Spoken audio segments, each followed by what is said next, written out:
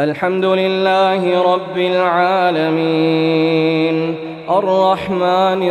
الرحيم مالك يوم الدين إياك نعبد وإياك نستعين اهدنا الصراط المستقيم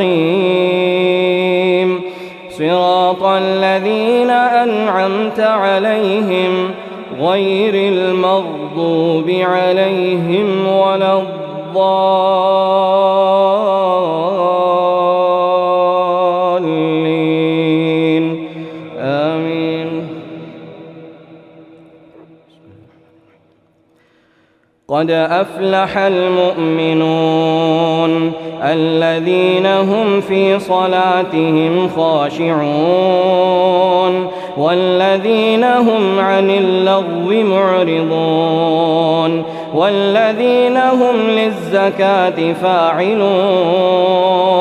والذين هم لفروجهم حافظون إلا على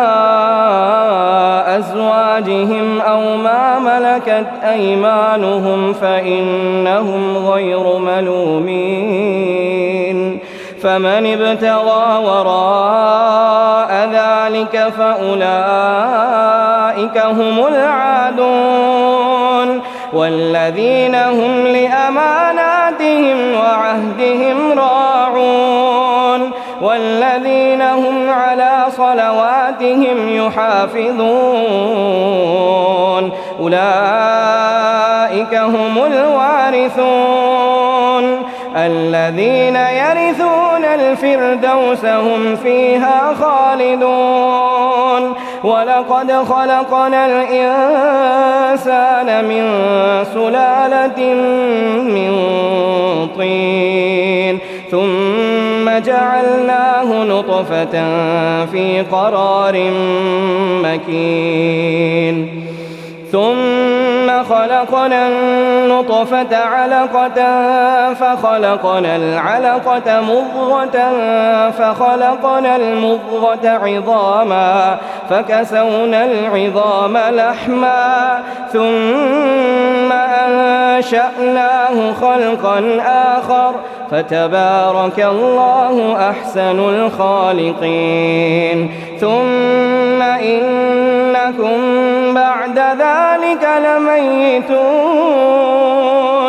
ثم إنكم يوم القيامة تبعثون ولقد خلقنا فوقكم 7 طرائق وما كنا عن الخلق غافلين وأنزلنا من السماء ماء بقدر فأسكناه في الأرض وإنا على ذهاب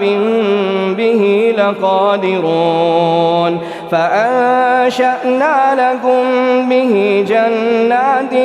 من نخيل وأعناب لكم فيها فواكه كثيرة ومنها تأكلون وشجرة تخرج من طور سيناء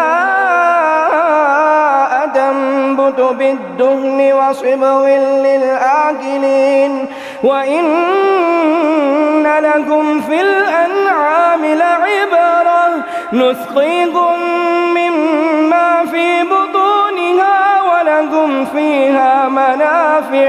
ولكم فيها منافع كثيرة ومنها تأكلون